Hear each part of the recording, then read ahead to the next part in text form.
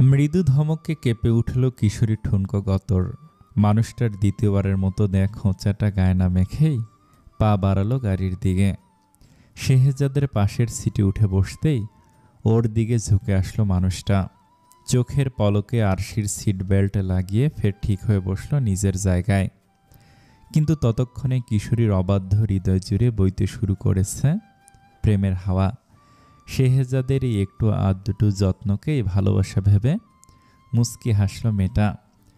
গোলাপের পাপড়ির ন্যায় গাল দুটোতে লজ্জা ভিড়তেই গাড়ি স্টার্ট দিল শেহজাদ। ম্যানহাটনের বরফ পড়া রাস্তা দিয়ে গাড়িটি ছুটে চলল নিউ ইয়র্ক ইউনিভার্সিটির উদ্দেশ্যে। আরশিকে ক্লাসে ঢুকতে দেখে দাঁড়িয়ে হাত নাড়ল যারা।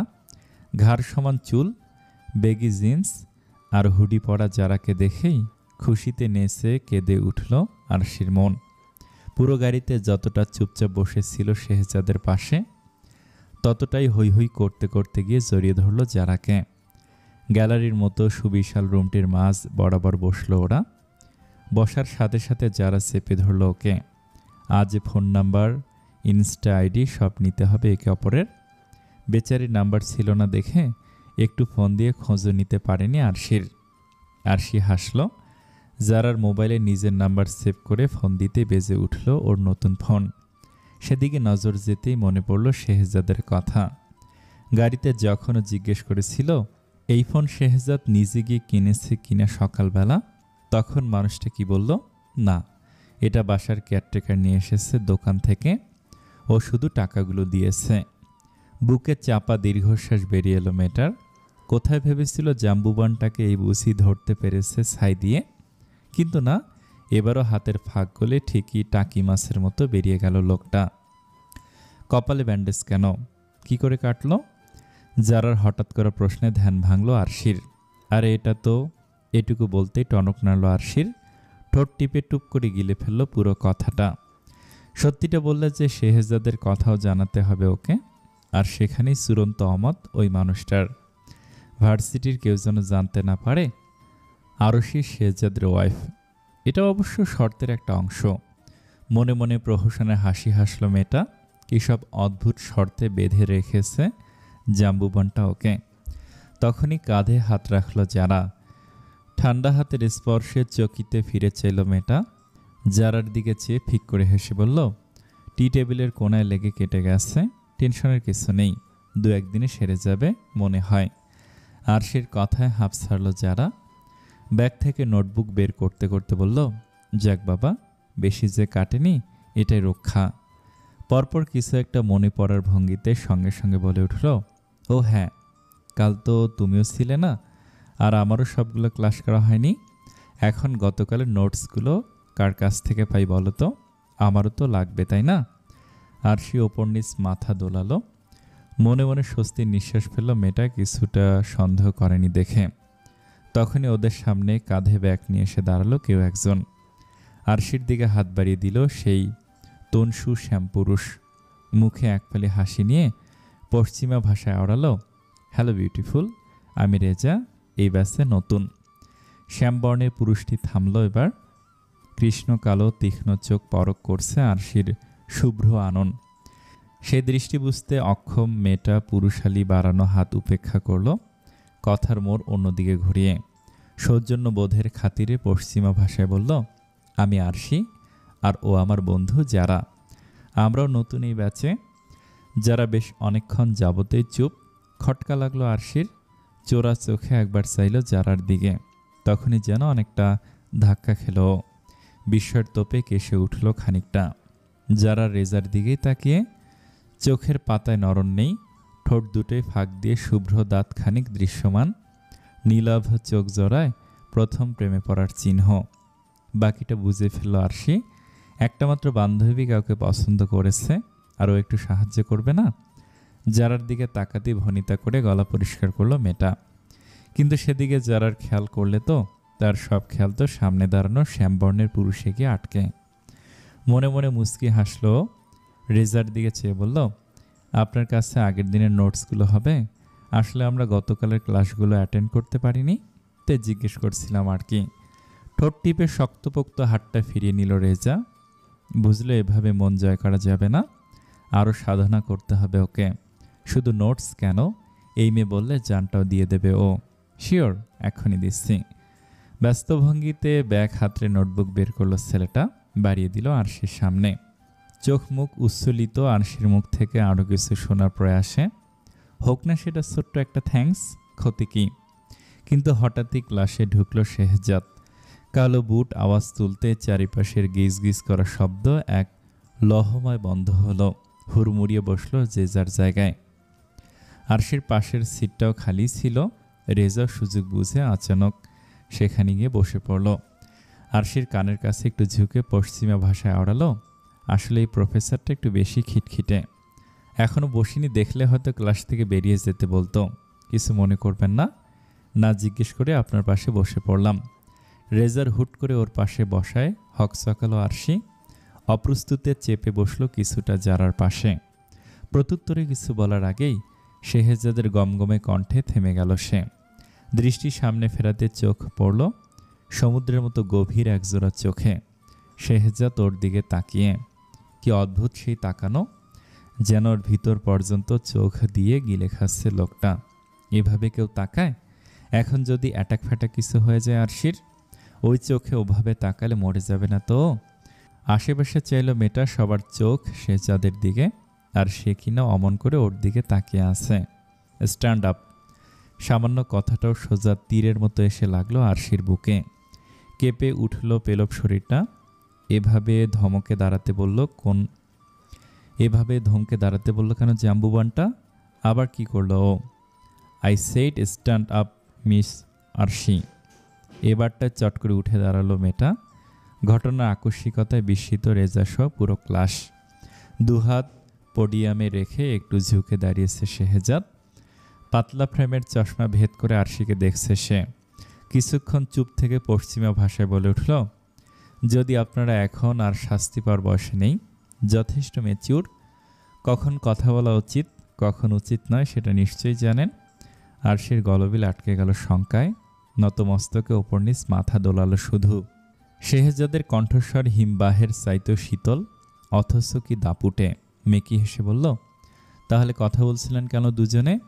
আপনার কি মনে হয় সার্কাস চলছে এখানে আর আপনার ঘুরতে এসেছেন? শেহজাদ কথাগুলো বলে থামল কিছুক্ষণ। ঘন ঘন কয়েকবার শ্বাস নিয়ে মাল্টিমিডিয়া প্রজেক্টর অন করলো।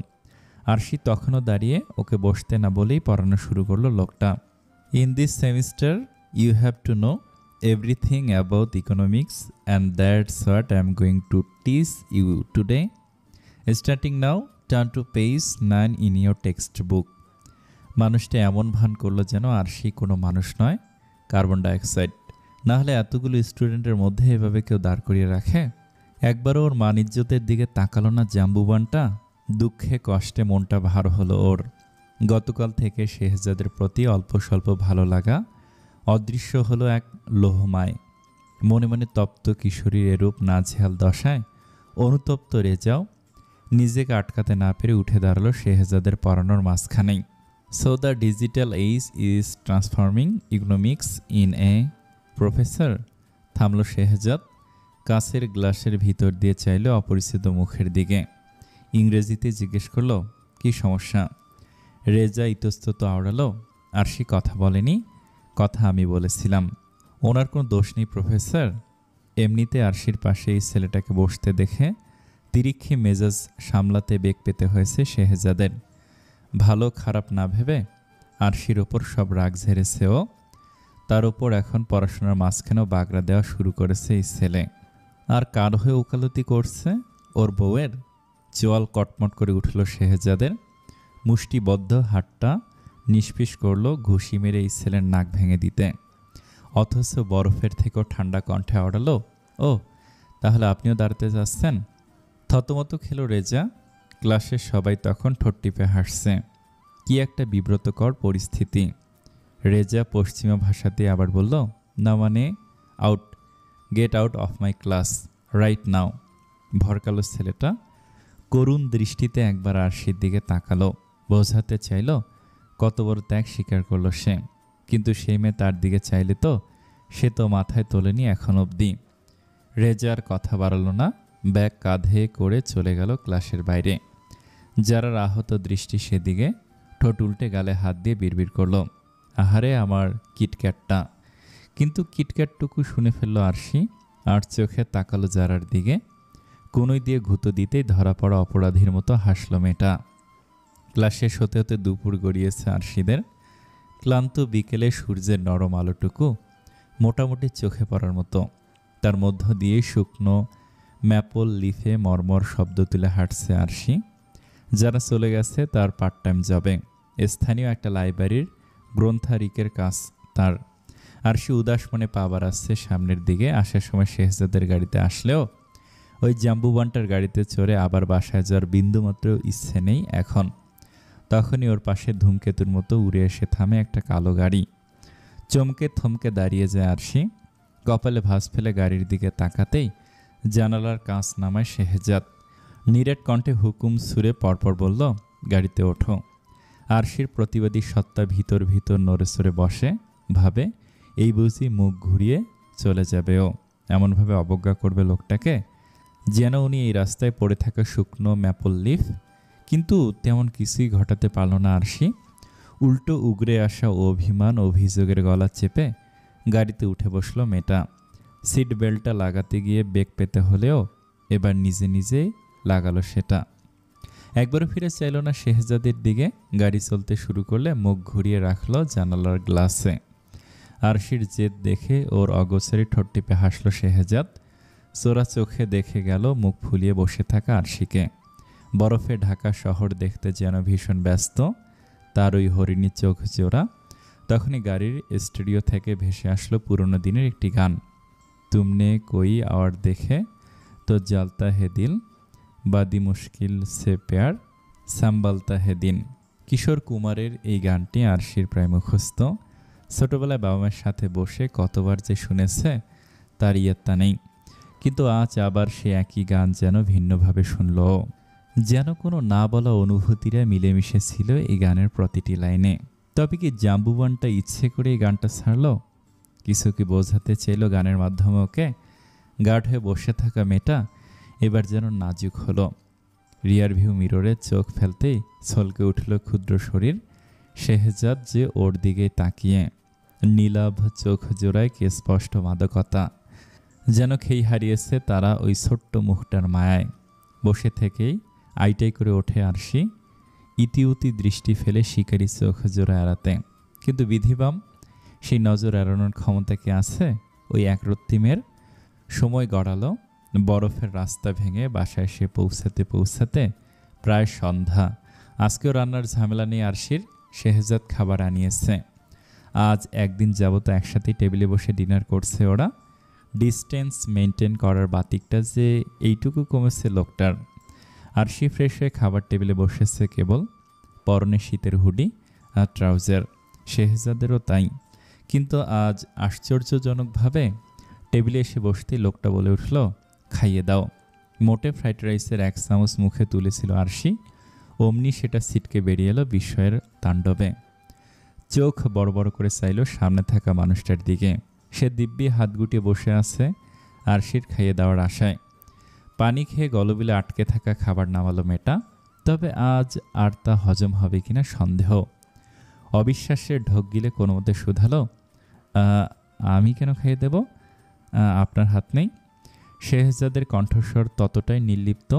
উত্তরে রয়েছে বলল, দেখছো না ডান হাতে ব্যান্ডেজ করা আমার? চোটপাটে কিছু বলতে গিয়ে ঠোঁট টিপল আরশি। কথা তো মিথ্যে নয়, ওর জন্যই তো হাতের এই অবস্থা মানুষটার। তবু মিনমিনে বলল, কিন্তু গতকাল তো ঠিকই নিজে নিজে খেয়েছিলেন, তখন হাতে ব্যান্ডেজ ছিল না। এবারও শেহজাদের উত্তর সাবলীল। গতকাল ব্যান্ডেজ করা থাকলেও ব্যথা ছিল না, আজ ব্যথা বেড়েছে, তাই হাত দিয়ে খেতে পারবো না। এবার নাও, তাড়াতাড়ি খাইয়ে দাও, নাকি এইটুকু কাটিছি নেই তোমার মধ্যে? চোখের সামনে দেখছো যে ব্যথায় হাত নাড়াতে পারছি না, তারপরও আচ্ছা বেশ। মানুষটার কথা শেষ হলো না, তার আগেই গালে কৃষ্ণচূড়ারা উকি দিল মেটার। সংশয় আর ভয়ে আটকে আসা কণ্ঠে তারপর আওড়ালো, দিচ্ছি খাইয়ে। শেহজাদের নীল চোখের কোঠর জুড়ে উপসে পড়ছে দুষ্টুমি। অষ্টপুটের হেয়ালি হাসি আড়াল করতেই যেন চওড়া বুকে হাত গুজেছে লোকটা। বউয়ের হাতে খাওয়ার জন্য অপেক্ষমান পুরুষটি নিরেট মুখে এক পৃথিবী সমান ধৈর্য নিয়ে তাকিয়ে আছে আরশির দিকে। এদিকে আরশির প্রাণ যে ওষ্ঠাগত। শেহজাদের প্লেটে খাবার বাড়তে বাড়তে ভাবছে, স্বাভাবিক থাকতে হবে, কাঁপাকাঁপি একদম করা যাবে না।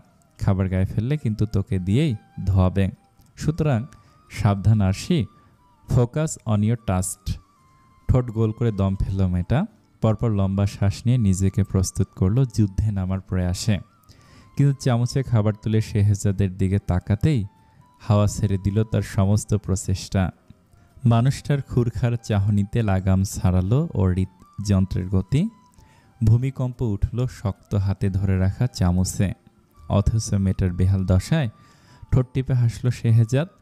সমুদ্রের ঢেউয়ের মতো ধারালো চোখে জোড়া আর সে নীরট কালো চোখে আসন গেড়েছে। মাঝখানে এত বড় বর্ডার দিয়ে রাখলে খাবো কিভাবে? পাশে এসে বসো। আমি টেবিলের ওপর ঝুঁকে খেতে পারবো না, বুকে ব্যথা আমার। ঠেস দেয়া কথায় আরশির রাগের পারদ মাত্রা ছাড়ালো। কটমট করে উঠে এসে বসলো মানুষটার পাশে। মনে মনে সহস্র গালিগালাজে শেহজাদের 14 পুরুষ উড়িয়ে দিল নিমিষেই। তারা বেঁচে থাকলে নির্ঘাত এতক্ষণে স্বেচ্ছায় পরলোকের রাস্তা খুঁজতেন। খাইয়ে দেওয়ার সময় শিকারী চোখে বিদ্ধ হলো কিশোরী। শ্বাসের গতি যেন খিসে বন্ধ হয়ে আসলো অমনি। কেমন এক গা শিরশিরে অনুভূতি লোকটার চাহনিতে। তুমি খাচ্ছ না কেন? নাকি না খেয়ে অসুস্থ হয়ে ম্যাম ড্যাডকে দেখাতে চাইছো আমি কতটা অযত্নে রাখি তোমাকে? খেতে খেতেই কথাগুলো আওড়ালো শেহজাদ।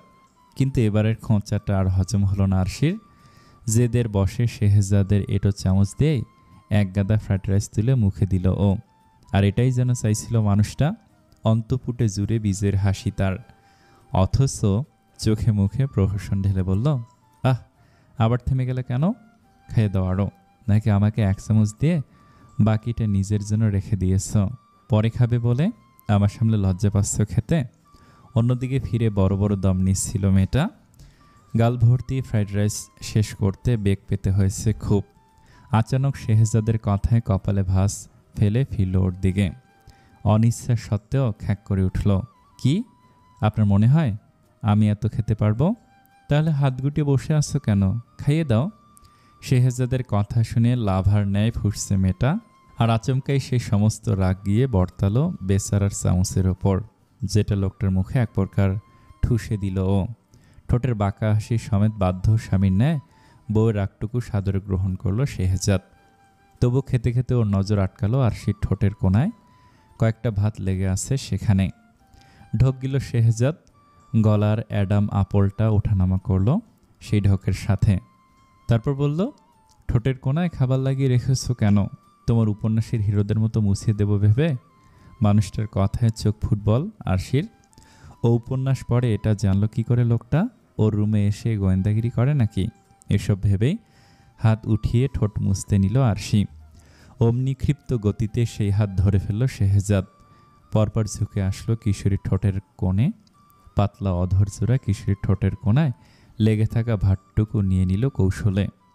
মানুষটা গলাসার খাদে নামালো। আরশির ফুটবল হওয়া চোখে তাকিয়ে বলল, so this is how they do it, am right Arshi? চেলসির একটা সরু গলি দিয়ে হেঁটে বাসায় ফিরছে যারা। সারাদিনের ক্লাস আর লাইব্রেরির কাজের ধকল সামলাতে উঠতে উঠতে এখন প্রায় রাত 9টা। স্ট্যামফোর্ড ব্রিজ অবধি মানুষের আনাগোনা থাকলেও এদিকটায় বেশ শূন্য।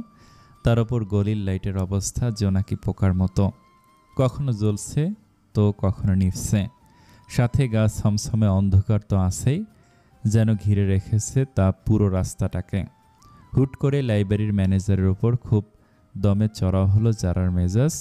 আরেকটু দিন থাকতে ছুটি দিলে কি হতো? অন্তত এই ভুতুরে গলি দিয়ে তো ফিরতে হতো না ওকে। যারা এসব ভাবনার মধ্যে ল্যাম্পপোস্টের বাতির নিচে হঠাৎই যেন উদয় হলো এক ছায়ামূর্তির।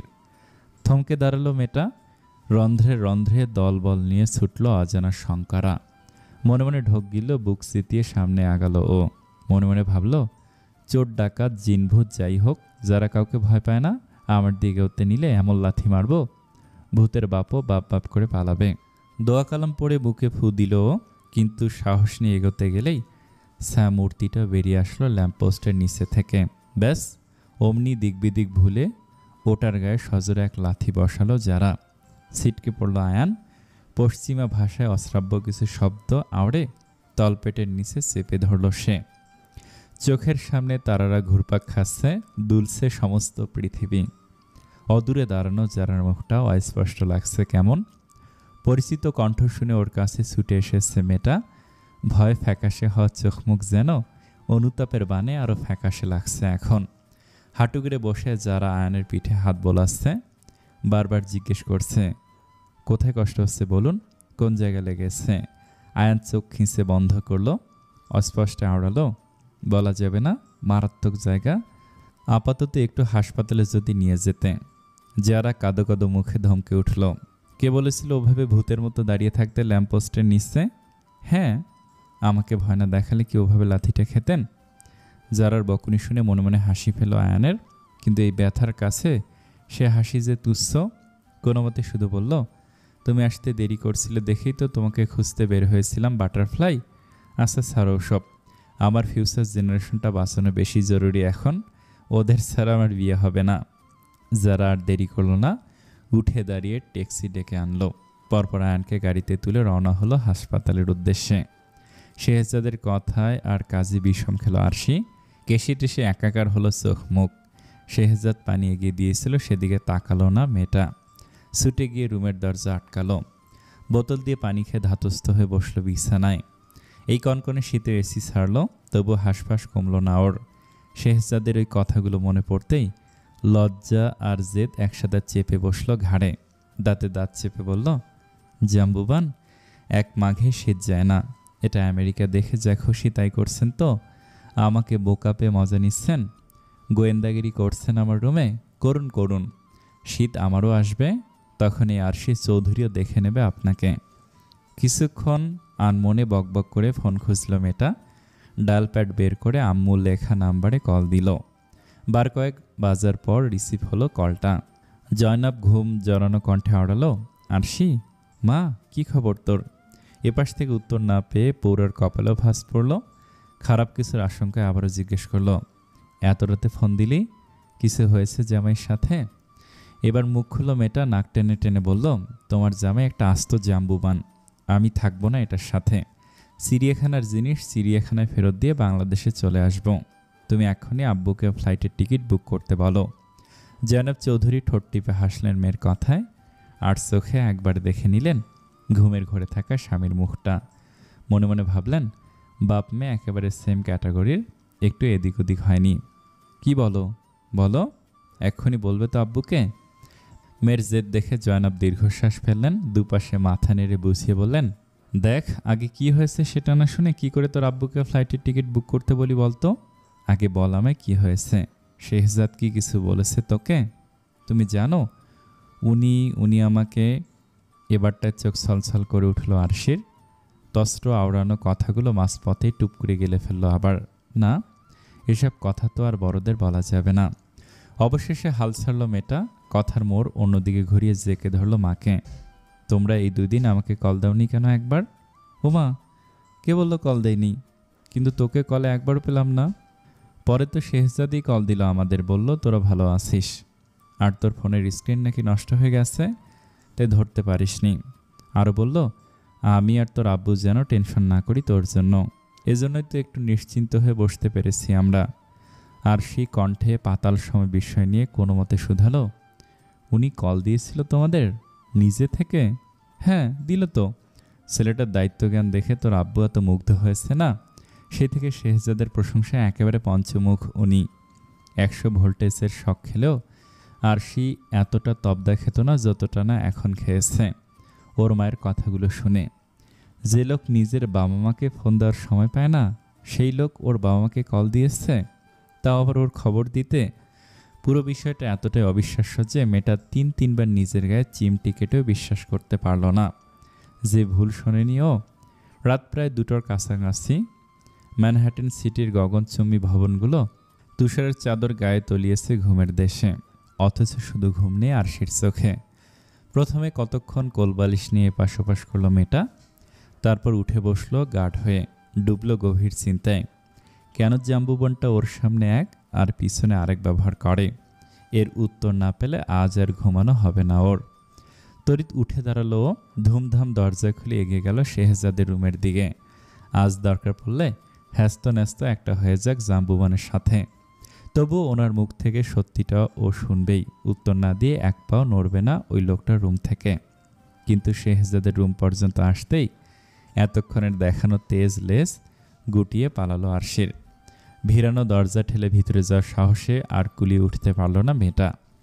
ধীর পায়ে পেছনের দিকে যেতে যেতে বিড়বিড় করে আওড়ালো, আজ যে থাক, রাতের বেলা জাম্বুবানদের জাগাতে নেই আরশি, কালকে ধরিস ওকে। কিন্তু তখনই গঙ্গানির মতো শব্দ এলো রুমের ভেতর থেকে। একবার দুবার, তৃতীয়বার চিন্তা হলো আরশির, হাতের ব্যথায় মানুষটা আবার অসুস্থ হয়ে পড়ল না তো। নিজেকে আর আটকাতে পারল না মেয়েটা, দরজা ঠেলেই ঢুকলো শেহজাদের রুমে। কিন্তু বিধিবাম ঢুকেই তো চোখ কপালে আরশির। এই কনকনে শীতেও খালি গায়ে উবু হয়ে ঘুমাচ্ছে শেহজাদ। ডুভেটটা কোমর অবধি কোনো মতে ঢেকে রাখলো চওড়া পিঠের অর্ধেকের বেশি আবরণহীন। সাথে সাথে চোখ নামালো ও তস্ত্র নিজের রুমের দিকে ফিরে যেতে নিল। আবার কানে এলো সে একই আওয়াজ। আরশি থামল। কৃতজ্ঞতার খাতিরে যেন একা ছাড়তে পারল না শেহজাদকে। যতই হোক, এই মানুষটা তো সেদিন বাঁচিয়েছিল ওকে কিডন্যাপারের হাত থেকে। পরপর পা টিপে টিপে শেহজাদের কাছে গেল মেয়েটা। মাথার দিকটায় দাঁড়াতেই যেন আগুনের ধাপ এসে লাগলো আরশির গায়ে। মানুষটার ফর্সা মুখখানা কেমন লাল হয়ে আসছে তাপে। তার মানে কি জ্বরের ঘরে অমন করছিলেন উনি? শেহজাদের জন্য এবার আর রাগ নয়, মায়া হলো আরশির। কোমল মনটা ভুলেই গেল এ ঘরে আসার উদ্দেশ্য। আস্তে আস্তে বলল, জ্বরের মধ্যে এমন জাম্বুবানের মতো হয়ে শুয়ে থাকলে তো জ্বর আরও বাড়বে। উঠে ডুবেটটা ভালো করে গায়ে জড়ান, আমি পানি আর রুমাল নিয়ে আসছি। মানুষটার পাশে কিছুক্ষণ দাঁড়িয়ে উত্তরে অপেক্ষা রইল মেয়েটা। কিন্তু উত্তর দিচ্ছে না দেখে নিজেই উদম পিঠে ঢেকে দিল ডুয়েট দিয়ে। আর তখনই পেল ভাত দুটো শিকারির ন্যায় খপ করে ধরে ফেলল শেহজাদ। নেশালো চোখে তাকালো আরশির ভরকানো মুখের দিকে। অস্পটে আওড়ালো, কেন এসেছে এই ঘাড়ে? নাজুক হাতটা মুঠোয় নিয়ে উঠে বসল শেহজাদ। উদম শরীর খসে ডুভেটটা নিচে পড়তেই চোখ সরিয়ে নিল আরশি। শুকনো গলায় বার কয়েক ঢোক গিলল জুৎসই উত্তর খুঁজতে। কিন্তু বিধিবাম কি উত্তর দিবে ও?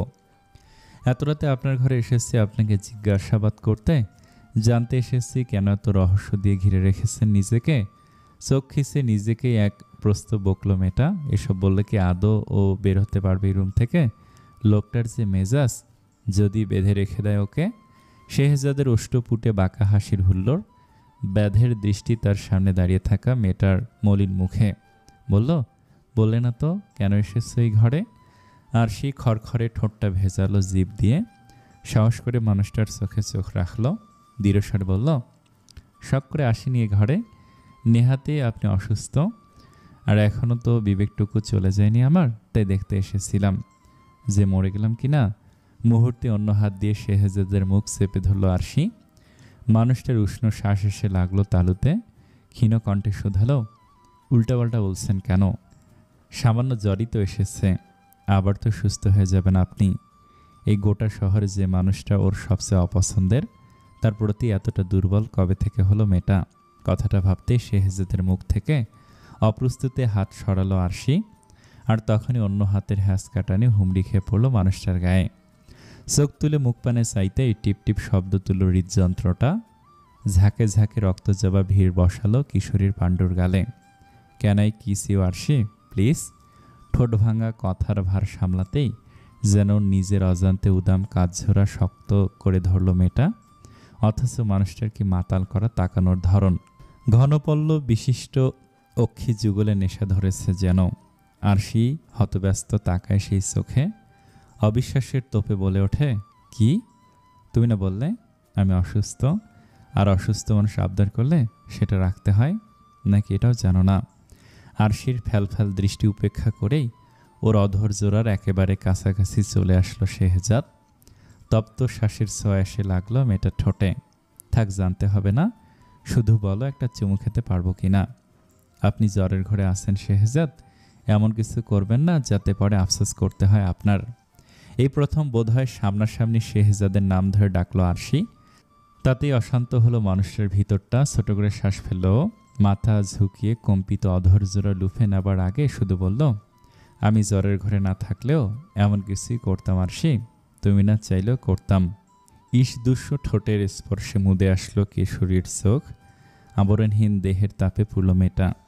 শেহজাদের উষ্ণ শ্বাসের গতি বাড়ল, অথচ কি ধীর গতিতে চলছে তার ঠোঁট, যেন আস্বাদন করছে কোনো প্রিয় অসুখের স্বাদ। এর আগে কখনো এতটা কাছাকাছি আসেনি ওরা। ভার্সিটির প্রথম দিনে আরশি শেহজাদের গালে যখন চুমু খেয়েছিল, তখন তো মেয়েটার গালে ঠোঁট ছুঁয়েই ছিটকে সরে গেছিল সামনে থেকে। অথচ সেদিনের চুমুর সাথে আজকের চুমুর কি বিস্তর পার্থক্য। হসপিটালের এমার্জেন্সি ওয়ার্ডের বাইরে পায়চারি করছে যারা, দাঁত দিয়ে নখ কাটতে কাটতে ক্রমাগত তাকাচ্ছে ওয়ার্ডের দরজার দিকে। তখনই ভেতর থেকে একজন ঢেকো মতন ডক্টর এসে দাঁড়ায় দরজার সামনে। পশ্চিমা ভাষায় জিজ্ঞেস করে, আপনি কি যারা? পেশেন্ট ডাকছেন আপনাকে। কথাখানা শোনা মাত্রই হুড়মুড়িয়ে ওয়ার্ডের ভিতরে ঢোকে মেয়েটা। নীলাভ চোখ জোড়া হন্য হয়ে খোঁজে আয়নকে। বেডেই শুয়েছিল লোকটা। যারাকে দেখে মুখে হাসি ফুটে উঠে বসে ও। হাত তুলে ইশারা করতে মেয়েটা ছুটে যায় ওর কাছে। যারার চোখে মুখে অনুশোচনার ঝড়।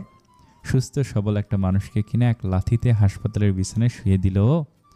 তখনই ডক্টর আসলেন ওদের কাছে।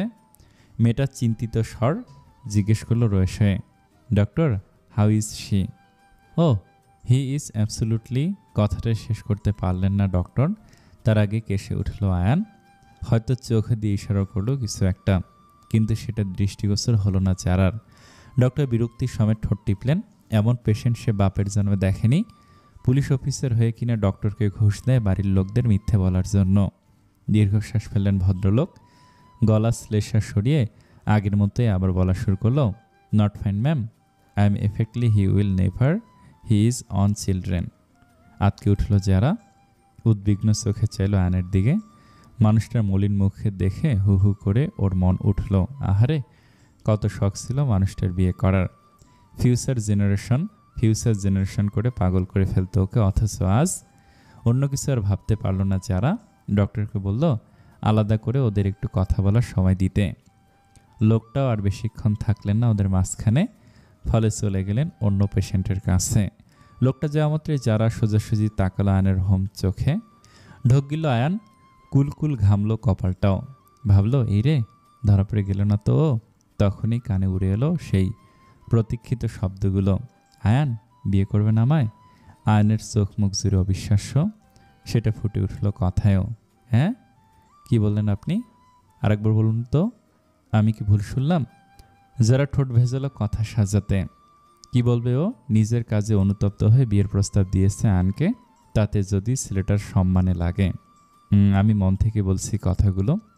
জানি আমি হয়তো আপনার যোগ্য নেই, আমার বাবা মা নেই।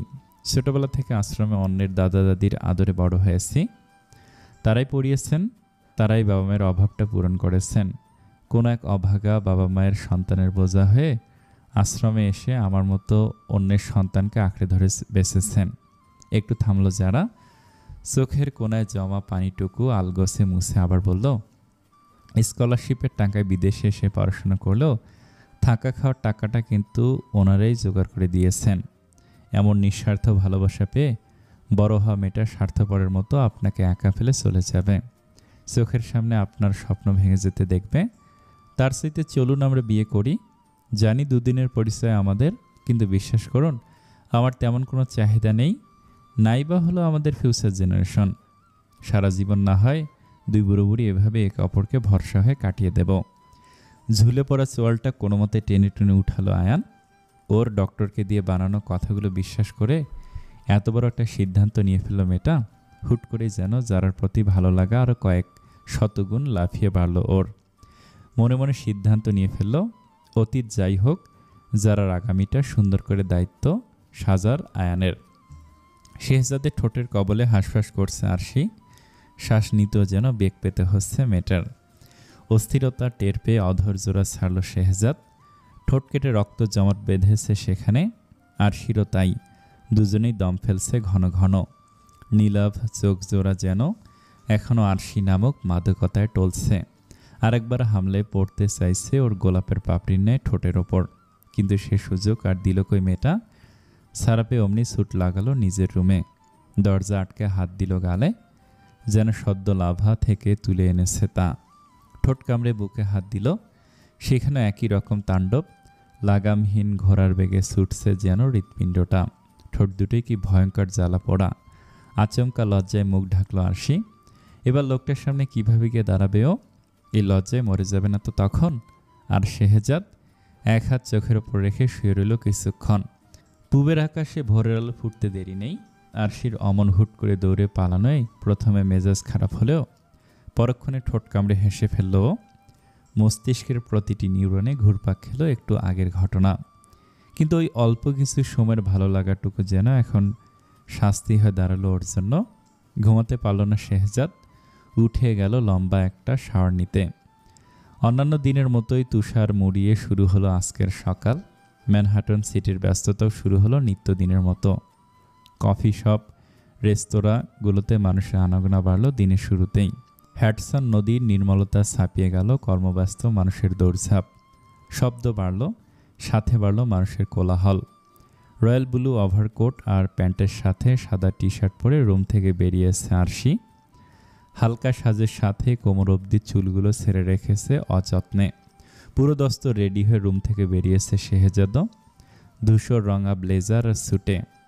সুঠাম দেহের সৌন্দর্য যেন ঠিকরে ঠিকরে বের হচ্ছে ফাঁক ফোকর দিয়ে। আরশি সেদিকে তাকিয়ে আবারও রাতের ঘটনাগুলো মাথায় আসলো। লজ্জায় আরেক দফা মরে যাওয়ার আগে তাড়াহুড়ো করে বের হলো বাসা থেকে। কিন্তু নিচে এসে আটকে গেল মেয়েটা। সেই তো যাওয়া লাগবে শেহজাদের গাড়ি করেই। মানুষটা আসে ওর পিছন পিছন। প্রতিদিনের মতোই আরশিকে গাড়িতে উঠতে বলে নিজে উঠে বসে ড্রাইভিং সিটে। মুখের হাবভাব এতটাই নিরেট যে মাঝপথে সন্দেহ হলো আরশির মানুষটা এক ঘুমে সব ভুলে বসেনি তো। বরফে ঢাকা রাস্তা ভেঙে গাড়ি এসে থামলো ভার্সিটির গেট থেকে একটু আগে। আরশি গাড়ি থেকে নামলো নিঃশব্দে। বুকটা তার ভেঙে চুরে একাকার হলো। সামান্য কথা অবধি বলল না লোকটার সাথে ও। বিত স্পৃহায় ধূপধাপ পা ফেলে ভার্সিটির গেটের দিকে হাঁটা দিতেই পেছন থেকে ডাক দিল শেহজাদ। আরশি থমকালো, পা ঘুরিয়ে আবার গাড়ির কাছে এসেই খ্যাঁক করে উঠল। কেন ডেকেছেন? মানুষটার নির্লিপ্ত কণ্ঠ রয়েসে বলল, ব্যাগ যে রেখে গেছ, খেয়াল আছে? আরশির বুকটা আরেকবার ভাঙল। ব্যাগ রেখে গেছে দেখে ডাকলো লোকটা, অন্য কিছুর জন্য নয়। আশাহত মেয়েটা শেহজাদের হাত থেকে ছোমরে ব্যাগটা নিল। পরপর বিবর্ণ মুখে ভার্সিটির রাস্তা ধরতেই ঠোঁট টিপে হাসল শেহজাদ, যারা ভীষণ মনমরা হয়ে বসে আছে আরশির পাশে। শেহজাদের পড়াশোনাতে মন নেই তার। কাল যে আনকে এত বড় একটা কথা বলে ফেলল, তার উত্তরেই যে দিল না লোকটা। কেমন মূর্তির ন্যায় বাসায় ফিরে রুমের দরজা আটকালো। পাত্রী হিসেবে কি এতটাই বাজে যারা, নাকি বাবা মা নেই শুনে রাজি হতে পারছে না আয়ান? মাথার রগগুলো কেমন দপদপ করলো চিন্তায়। আরশিকে যদি একটু বলতে পারতো সবটা, তাহলে কি একটু হালকা লাগতো ওর। কিন্তু ক্লাস শেষেই শেহজাদ পশ্চিমা ভাষায় বলে বসল, মিস আরশি, আমার সাথে অফিস রুমে আসুন এক্ষুনি। ব্যাস, যারার কিছু বলা হলো না আরশিকে। আরশি উসখুস করছিল যারাকে শেহজাদের ব্যাপারে বলার জন্য, কিন্তু বিষয়টা যারা কিভাবে নেবে সেই হিসেবটা মেলাতে মেলাতেই যে ডাক পড়ে গেল ওর। থাক, এসেই না হয় বলবে ক্ষণ। আগে জাম্বুবানটা কেন ডাকছে সেটা জানা দরকার। আবারও নির্ঘাত কোনো ভুল ধরেছে ওর, সেজন্য ডাকছে হয়তো। মনে মনে এসব ভেবে শেহজাদের পেছন পেছন ছুটল আরশি। এসে থামলো শেহজাদের অফিস রুমের সামনে। ক্লাস না থাকলে এখানেই বসে স্টুডেন্টদের কপিগুলো চেক করে লোকটা। নোটবুক আর বইয়ে ঠাসা রুমটাতে তবুও কেমন গা ছমছমে ভাব। এইখানে কেন আসতে বলল ওকে শেহজাদ? রুমে ঢুকে দরজা ভিড়ালো লোকটা।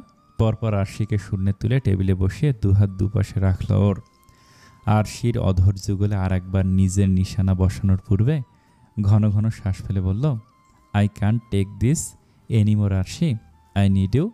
আমি চাই সবাই জানুক তুমি আমার ওয়াইফ। তখনই কোত্থেকে ডাহুক পাখির ন্যায় ভিড়ানো দরজা খুলে হাজির হলো রেজা। আরশি আর শেহজাদকে ওই অবস্থায় দেখে চোখজোড়া যেন কোটর ছেড়ে বাইরে আসার আহতি জানালো ওর। চিৎকার করে বলে উঠল, what are doing with my friend professor? শেহজাদের কণ্ঠ শীতল। আরশিকে ওভাবেই দুবাহুর মধ্যে রেখে বলল, what do you think we are doing mister Reza? শেহজাদের প্রশ্নের পিঠে উত্তর দেওয়ার মতো অবস্থায় নেই রেজা। শ্যামলা বর্ণের মানুষটা আক্রোশে লাল হয়ে গেছে কেমন। ফুসছে মুষ্টিবদ্ধ হাতে। চোখের সামনে পছন্দের মানুষকে অন্য কারোর বাহুডোরে দেখে ঠিক বেঠিকের হিসেব ভুলে বসেছে যেন। অমনি লম্বা পা ফেলে ছেলেটা এগিয়ে আসলো ওদের কাছে।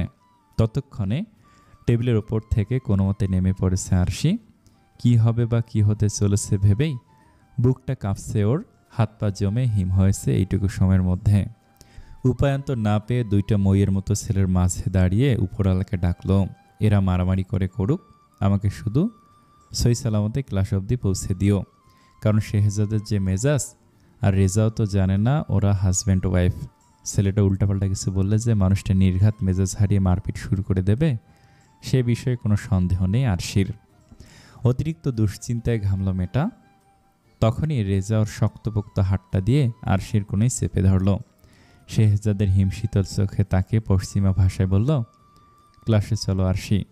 শেহজাদের ঠোঁটে প্রহসনের ফাঁদ, দুহাত বুকে গুজল, এক চোখের ভ্রু উঁচিয়ে আরশিকে বলল, নেভার মাইন্ড বেবি, যেটা শুরু করেছিলাম সেটা না হয় বাসায় গিয়ে শেষ করব, ওকে? লোকটার মুখে বেবি ডাকটা ঠিক হজম হলো না আরশির। কেসে উঠল অমনি, নিজেকে ধাতস্থ করে তাকালো মানুষটার বরফ শীতল চোখে। মেয়েটার হতভম্ব মুখ দেখে বাঁকা হাসল শেহজাদ। এগিয়ে এসে উষ্ণ হাতটা ছোয়ালো ওর গালে। পরপর শানের মতো চোখ জোড়া দিয়ে রেজার দিকে চেয়ে বলল, and don't worry for me, after all come to that class, after all solve this matter with mister Reza. রেজার চল শক্ত, কিন্তু শেহজাদের কথার ইঙ্গিত বুঝে মুঠো আলগা করতে আরশির পেলব বাহুটা খসে পড়ল ওর হাতের কবল থেকে। মেয়েটা আতঙ্ক চোখে একে একে তাকালো মানুষ দুটোর দিকে। খড়খড়ে গলাটা ঢোক গিলে ভিজিয়ে টলতে থাকা পা দুটো নিয়ে রুম ছাড়ল শঙ্কায়। এতক্ষণে চুপ করে থাকলো আরশি। বের হতে মুখ খুলল রেজা। কণ্ঠে শেহজাদের ওপর রাগের চিহ্ন স্পষ্ট। হিসিয়ে বলল বিদেশি ভাষায়, তা ঠিক কোন ম্যাটারটা সলভ করবেন প্রফেসর? আমার ফ্রেন্ডকে অফিস রুমে এনে হেনস্থা করান, নাকি আপনার এই পলিশড জেন্টলম্যানের মুখোশটা যে আজকে আমার সামনে ছিঁড়ে গেল সেটার? শেহজাদের ঠোঁটের কোণার বাকি হাসিটা লোপ পেল মুহূর্তেই। শান্ত মুখবয়ব বদলে গেল রোশানলে। এগিয়ে সে দুম করে থাবা বসালো রেজার কলারে, কানের কাছে মুখ নিয়ে দাঁতে দাঁত পিষল। পশ্চিমা ভাষার থেমে থেমে আওড়ালো, আরশি আমার ওয়াইফ, আমার ওয়াইফকে আমি হেনস্থা করব না, ভালোবাসবো, সেটা সম্পূর্ণ আমার ব্যক্তিগত বিষয়। Do not interfere in my personal life mister Reza, না হলে যে হাত দিয়ে তুমি আমার ওয়াইফকে টাচ করেছ সেই হাত ভেঙে গুড়িয়ে দিতে আমার সেকেন্ডও লাগবে না। শেহজাদের বলা কথাগুলো অবাক করল না রেজাকে। উল্টে কুটিল হাসল ছেলেটা। শেহজাদের থাবা থেকে জামার কলারটা ছাড়াতে গিয়ে দু কদম সরে গেল পেছনে। পরপর বিদেশি স্বরে বলল, then I will take this challenge professor, let's see who his will choose we or me. কারণ আমি এটা হলপ করে বলতে পারি আপনাকে এক ফোঁটা পছন্দ করে না Arshi. So whether you are her husband or not, she is destined to be mine। কথাগুলো বলে পেছালো রেজা। যেতে যেতে পরনের শার্টের কলারটা ঠিক করলো। কান পর্যন্ত চওড়া হেসে আবার বলল, hard try professor, let the game begin. First সেমিস্টারের মাইক্রো ইকোনমিক্সে ক্লাস নিচ্ছেন মিসেস বেলা আর্সার। প্রচুর স্বাস্থ্যবান হয় দেখতে, ছোটোখাটো ফুটবলের মতন, অথচ গোলগাল মহিলা শ্বাস ছাড়ল। সেখানে শখানেক স্টুডেন্টের ভয়ে তটস্থ থাকার কথা। সেখানে ক্লাসে কারোর কোনো মনোযোগ নেই, যে যার মতো ব্যস্ত মোবাইল নিয়ে। মিসেস বেলার মেজাজ খারাপ হলো। ভারী হাতটা পেডিয়ামে ফেলতেই লাফিয়ে উঠল আরশি, যারা দুজনেই ঝিমোচ্ছিল ওরা। বাস পড়ার মতো শব্দে ধরফড়ি উঠে বসে মেয়ে দুটো।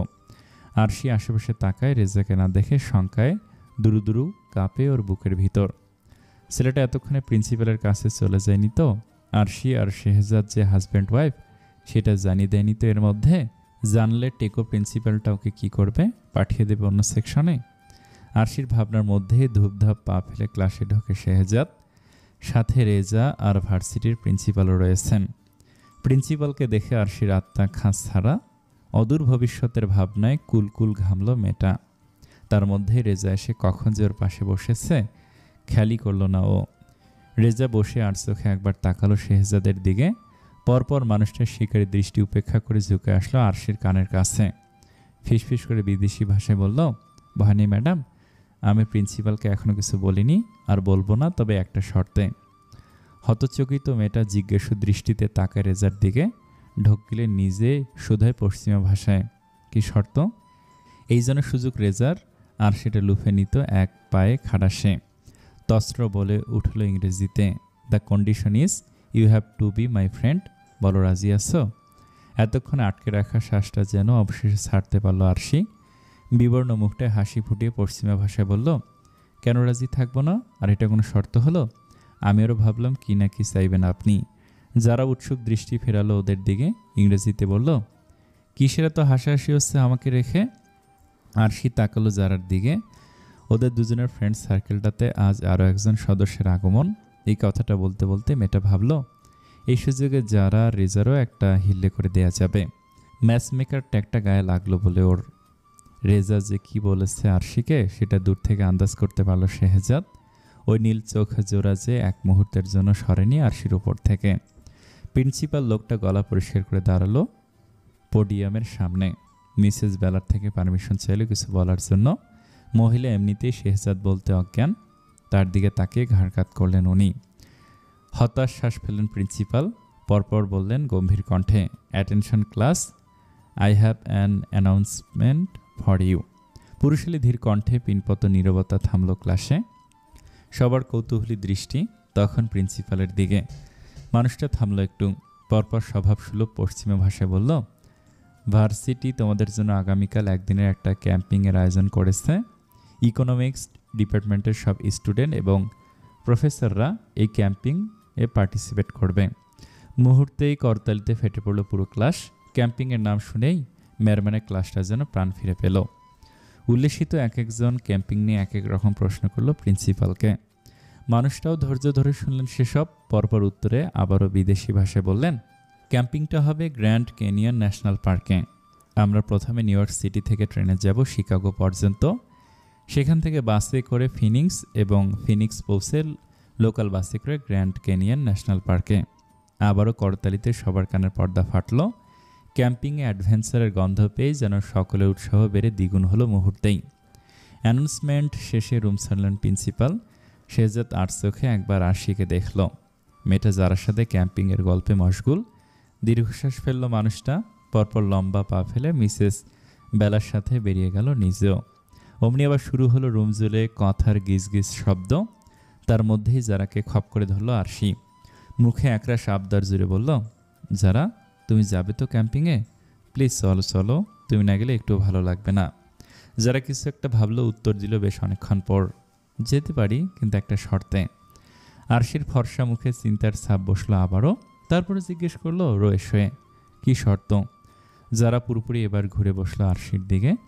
ভাবটা এমন যেন খুব সিরিয়াস কিছু। আজ থেকে তুমি বাদ।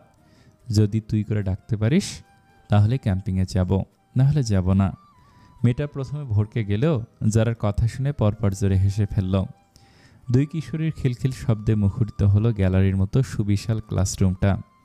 আর সে হাসির দিকে নির্নিমেষ তাকিয়ে রইল রেজা। মনে মনে ভাবল, আরশি আমার হবে, তাতে যা করতে হয় আমি করব। তুষারের চাদর পেরিয়ে সন্ধে নামল লালবাতির শহরটায়। কর্মব্যস্ত ম্যানহাটন সিটির প্রস্তুতি নিল একটা দীর্ঘ রাতের। আরশিরও ক্যাম্পিংয়ে যাওয়ার প্রস্তুতি প্রায় শেষের দিকে। দুটো ট্রলি হয়েছে, দুটোই ওর জিনিসপত্রে ঠাসা। মেয়েটা ট্রলি দুটোর দিকে তাকিয়ে গর্ভের শ্বাস ফেলল। পরপর এদিক ওদিক চাইল আরও কিছু নিয়ে বাকি আছে নাকি দেখতে। তখনই ওর রুমের সামনে এসে দাঁড়ালো শেহজাদ। দরজার ফ্রেমে হেলান দিয়ে বুকে হাত গুজল মানুষটা। কপালে ভাঁজ ফেলে জিজ্ঞেস করলো, এতগুলো ট্রলি কিসের জন্য? আরশি নড়েচড়ে উঠল শেহজাদের কথায়। চোরা চোখে এক পল গ্রে ট্রাউজার আর টাইট টি শার্ট পরা লোকটাকে দেখে উঠে দাঁড়ালো বিছানা ছেড়ে। মিনমিন করে বলল, কালকের ক্যাম্পিংয়ের জন্য। আরশির কথার মধ্যে মানুষ এগিয়ে এসে বসলো ওর বিছানায়। বালিশ দুটো পাশাপাশি রেখে সেখানে সোজা হয়ে শুয়ে পড়তে চোখ কপালে উঠল আরশির। মেয়েটা হাবড়ালো বিভ্রমে। আরে, আপনি এখানে কেন শুচ্ছেন? আর আপনি শুলে আমি কোথায় ঘুমাবো? শেহজাদ এক হাত ভেঙে চোখের ওপর রেখেছে কেবল। কেন, ফ্লোরে? এই ঠান্ডায় আমি ফ্লোরে ঘুমাবো? মানুষটার ঘুম জড়ানো কণ্ঠ। সেভাবেই বলল, বুঝতেই যখন পারছো তাহলে দাঁড়িয়ে না থেকে লাইট অফ করে চুপচাপ পাশে এসে শুয়ে পড়ো। কাল সকাল সকাল উঠতে হবে আমাদের। তবু বুকে হাত গুজে দাঁড়িয়ে রইল আরশি। এই জাম্বুবানের তো ভরসা নেই, কি মতলবে হঠাৎ করে পাশে শুতে বলছে কে জানে। ড্রিম লাইটের নরম আলোয় শেহজাদের শক্ত অবয়ব স্পষ্ট। আরশিকে লাইট অফ করতে বলে চোখের ওপর এক হাত ভেঙে দিব্যি শুয়ে আছে মানুষটা। বিছানায় আরামসে দুজন দু হাত পা ছড়িয়ে ঘুমাতে পারলেও তার ধারের কাছে ঘেঁষল না ও। আলো নিভিয়ে এসে গাঁট হয়ে দাঁড়িয়ে প্রশ্ন ছিল শেহজাদকে, কি কথা হয়েছিল আজকে আপনার আর রেজার মধ্যে? লোকটা নিশ্চুপ, কিন্তু উত্তর না পেয়েও থামল না আরশি। বলে গেল একের পর এক, আপনি না আমাকে সহ্য করতে পারেন না, সবসময় না বলেন আমার জন্যই ছোটোবেলায় রুষা হারিয়ে গেছে, আমার থেকে সবসময় দূরত্ব মেনটেন করে চলতেছেন আপনি, এমনকি সেদিন তো ছুতেও বারণ করে দিলেন আপনাকে। তাহলে হুটহাট নিজে এতটা কাছে কেন আসেন আমার? কি প্রমাণ করতে চান এগুলো করে? এবারও অমনভাবে চোখের ওপর হাত রেখে শুয়ে রইল শেহজাদ। মুখে কুলু পেটেছে যেন। ধৈর্যের বাঁধ ভাঙল আরশির। দুম করে পাশে বসে বুকের কাছটায় থাবা বসালো শেহজাদের। ওভাবে টেনে তুলল শোয়া থেকে, মুখের সামনে মুখ এনে বলল, আজ হয় আপনি উত্তর দেবেন, নয়তো নয়তো। কিশোরের মৃগ নয়ন বারবার তাকিয়ে এতক্ষণে মুখ খুলল লোকটা। নীল চোখের কোটর জুড়ে যেন উথলে পড়ছে প্রহসন। অথচ শেহজাদের প্রতি কত শত অভিযোগ আর অভিমানে টইটুম্বুর ওই ছোট্ট মনটা, সে খেয়াল কি একবারও রেখেছেন উনি? কতই বা বয়স আরশির, আর এই বয়সে কিনা এমন একটা বুড়ো জাম্বুবান জুটল ওর কপালে। তাও যদি বুঝতো গল্পের নায়কগুলোর মতো একটু আধটু রোমান্স জানে বুড়োটা, তা তো না, পারে শুধু ওর পিছনে লাগতে। আর বললে না তো, নয়তো কি করবে তুমি? শেহজাদের কথায় ভাবনার বিচ্ছেদ ঘটল মেটার। ভারী শ্বাস মুখে লাগতেই বুঝল কতটা কাছাকাছি ওরা। মানুষটার পাতলা অধৈর্যরা কিঞ্চিত ফাঁক হয়ে আছে কেমন। নীল চোখে আবারও গত রাতের মাদকতা। কেমন আফিমের মতো দেখছে ওর উষ্টপুট, সরু নাকটা সুই সুই ওর নাক বরাবর। তস্ত্র শেহজাদকে ছেড়ে উঠে দাঁড়ালো আরশি। এলোমেলো পা ফেললো মেঝেতে। ওয়াল ক্যাবিনেট থেকে কমফোর্টার বের করে চুপচাপ গিয়ে শুয়ে পড়ল ডিভানে। মনে মনে ভাবল, এক ভুল তৃতীয়বার আর করবে নাই আরশি চৌধুরী। মেয়েটাকে ডিভানে শুতে দেখেই সরু চোখে তাকালো শেহজাদ। বিরক্তি সমেত কণ্ঠে জিজ্ঞেস করলো, ওখানে শুয়েছ কেন? বিছানায় শুতে কি সমস্যা? কথাখানা শোনা মাত্রই অন্যদিকে মুখ ঘুরালো আরশি। বলল, সমস্যা আপনি। হয় আমি আপনার প্রশ্নের উত্তর পাবো, নয়তো এখানেই ঘুমাবো। এবার আর বিরক্ত নয়, ঠোঁট টিপে হাসলো শেহজাদ। তার মানে অভিমান হয়েছে ম্যাডামের। ইস, যদি একবার দেখতো আরশির সেই হাসি। দুম করে কিল বসিয়ে দিত না পিঠে লোকটার। ভাগ্যিস মেয়েটা উল্টো ঘুরে শুয়ে আছে এখন। মুহূর্তে হাসি থামালো ও। কণ্ঠে গমগমে ভাবটা এনে ফের বলল, আরশি, আমি 1 থেকে 3 গুনবো, এর মধ্যে নিজে থেকে উঠে বিছানা না এলে কিন্তু। আরশির ভাবখানা এমন যেন শুনছেই না সে কিছু। ব্যাটাকে দিয়ে আজ যদি সত্যিটা স্বীকার করাতে না পারে, তাহলে আর এমন সুযোগ কখনো পাবে না ও। আসবো না তো? আরশি কাট জবাব। না। বেশ। কপালে ভাঁজ পড়ল ওর। বেশ? অত সহজে মেনে নিল জাম্বুবানটা? একবারও মানানোর চেষ্টা করলো না ওকে? এত পাষাণ, এত। তখনই কানে আসলো ভৌতিক কিছু আওয়াজ। প্রথমে মেলি কান্নার করুণ স্বর, তারপর অট্ট হাসি। চোখ খিচে কমফোর্টারটা শক্ত করে চেপে ধরল আরশি। তবুও যেন অন্ধকার রুমে বেশিক্ষণ টিকে থাকতে পারল না মেয়েটা। ডিভান থেকে উঠে আচমকা দৌড় লাগালো শেহজাদের কোলের মধ্যে। বিছানায় বসে ছোট্ট বাচ্চাদের মতো মুখ লুকালো মানুষটার চওড়া বুকে। কাপা কাপা কণ্ঠে আওড়ালো, প্লিজ প্লিজ বন্ধ করুন ওটা, ভয় লাগে আমার। ছোটবেলা থেকে শুধুমাত্র ভূতে ভয় পায় বলে হরর মুভি দেখা বাদ দিয়েছে ও। রুমে এখনও ড্রিম লাইট জ্বালিয়ে ঘুমায়। পাশে ভুটতুট এসে ঘাড় মটকে দেয় যদি। সেখানে অমন আওয়াজ শোনার পরও জেদ ধরে ডিভানে ঘুমানোর তো প্রশ্নই আসে না আরশির। দ্রুত হাসলো মানুষটা। আর চোখে দেখলো হাতে থাকা মোবাইলের স্ক্রিন। ইউটিউবে হরর সাউন্ড ইচ্ছে করে বাজিয়েছিল। পরপর সেটা বন্ধ করে তাকালো ওর বুকের সাথে মিশে থাকা মেয়েটার দিকে। শেহজাদের বিলাতি চোখ জোড়া হাসল। গোলাপি বিম্ব জুড়েও হাসি রেখে স্পষ্ট। আঙুলগুলো উসখুস করলো আরশির ভয় পাওয়া মুখখানা তুলে দেখতে। অনেকটা সময় এমনভাবে মেয়েটাকে বুকের ভিতর আগলে রাখতে পারলে ভালো হতো না? কিন্তু তার হলো কই। হুট করে আরশি ফোন নিয়ে নিল শেহজাদের হাত থেকে। ভালো করে দেখার আগেই ফের সেটাতে থাবা বসানো শেহজাদ। সো মেরে নিয়ে সুইচ অফ করলো সাথে সাথে। কিন্তু আরশির শালক হোমলেস নজর এড়ালে তো ঠিক ধরে ফেললো মানুষটা কি লুকাচ্ছে। ছোট ছোট চোখ করে বলল, আপনি ইচ্ছে করে ইউটিউবে ওসব ছেড়েছেন তাই না, যাতে আমি ভয় পেয়ে এসে আপনাকে জড়িয়ে ধরি। শেহজাদ মুখে স্বভাবসুলভ গাম্ভীর্য, ভারী ভারী কণ্ঠ, চোখের পলকে স্বীকার করে বসল আরশির আনা অভিযোগ। অন্যদিকে তাকে বলল, মোটেই না, রিলস দেখছিলাম আমি, হুট করে সামনে এসেছে তাই। আর যারা ভূতে এত ভয় তার ঢং করে ডিভানেশ্বর কি দরকার, বেটে শুলেই পারো। মেয়েটার জ্বলন্ত মেজাজে যেন গ্যাসোলিনের মতো কাজ করলো কথাখানা। খানিকক্ষণ শেহজাদের দিকে তাকিয়ে থেকে ডুবেটটা টেনে গায়ে তুলল, পরপর কাত হয়ে শুয়ে পড়ল বিছানায়। ঠোঁট টিপে হাসলো মানুষটা, লম্বা শ্বাস ফেলে নিজেও মাথা ছোঁয়ালো বালিশে। আরশির দিকে ফিরে বলল, আমার দিকে ফিরে শোয়ার জন্য কি ম্যাডামের কাছে অ্যাপ্লিকেশন পাঠাতে হবে?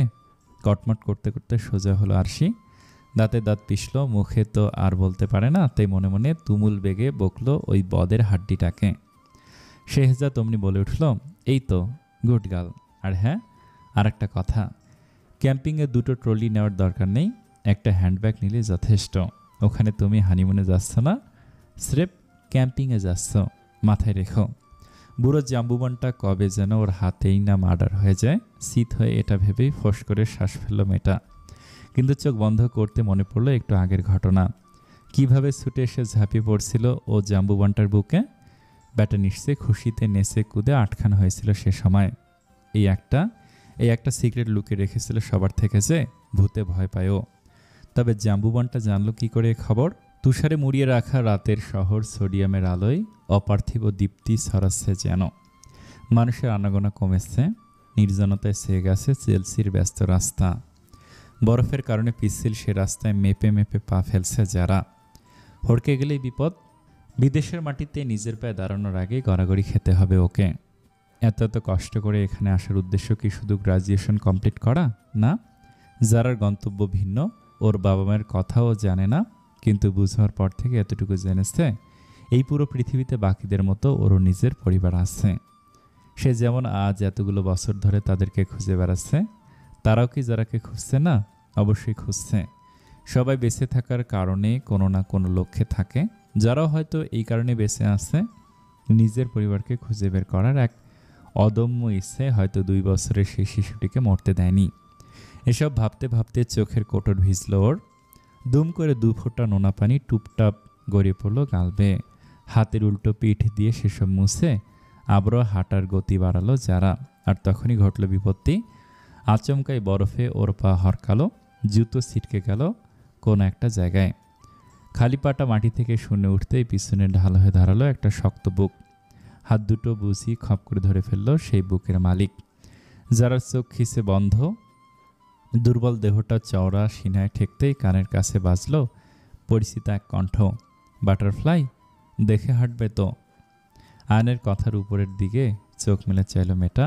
ওর শরীর কাঁপছে, তবু কোনো মতে সোজা হয়ে দাঁড়িয়েছি এখন। কিন্তু কিছু বলার আগেই লোকটা ছুটে গেল ওর জুতো আনতে। ফিরে এসে হাঁটু গেড়ে বসলো সামনে।